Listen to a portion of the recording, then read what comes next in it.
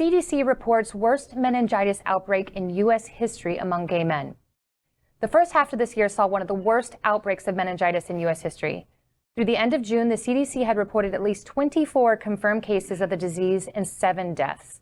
And that was just among gay and bisexual men in the state of Florida.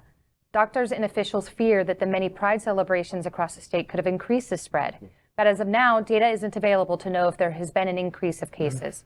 Gay and bisexual men in Florida are all encouraged to get a meningitis vaccine, especially if they're living with HIV. You know, with everything going on in the world and just the health crisis that we've been living through, and it seems like just another one. So we have to be really, really cautious about our livelihoods and our health moving forward, because we can't continue fighting if we're sick. Yeah, absolutely. And it feels like gay men were just attacked on all sides. Yeah. And, you know, from AIDS to monkeypox to this meningitis outbreak.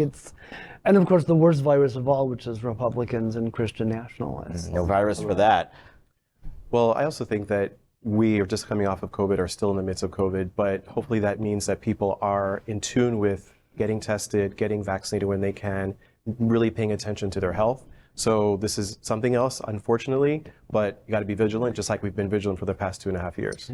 And you know, I've been writing about this for SFGN. I've been writing about this since April. Right. This has been an ongoing thing. Right. Fortunately, I mean, yes, while we're at record numbers, it hasn't spread. I mean, there's probably as many people in this building right now that would represent every single case in South Florida or all of Florida. So that's a good thing, but it's important to stay vigilant in doing it. Yeah. This story, we didn't mention that half of the LGBT people that have gotten it are also Hispanic.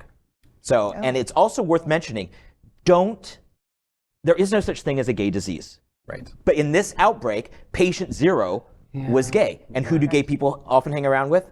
Other gay people. So it's going to spread. You know, there could be an outbreak in Missoula, Montana from a barn dance, and it's going to be a straight thing and no one's going to say a word. So it's important that we always say, be careful, but it's not a gay disease. Right. Anyone can get it. Anyone in our families, anyone in our friend circle or at work. So I think it's really important that we stress that as well, while still being vigilant. Absolutely.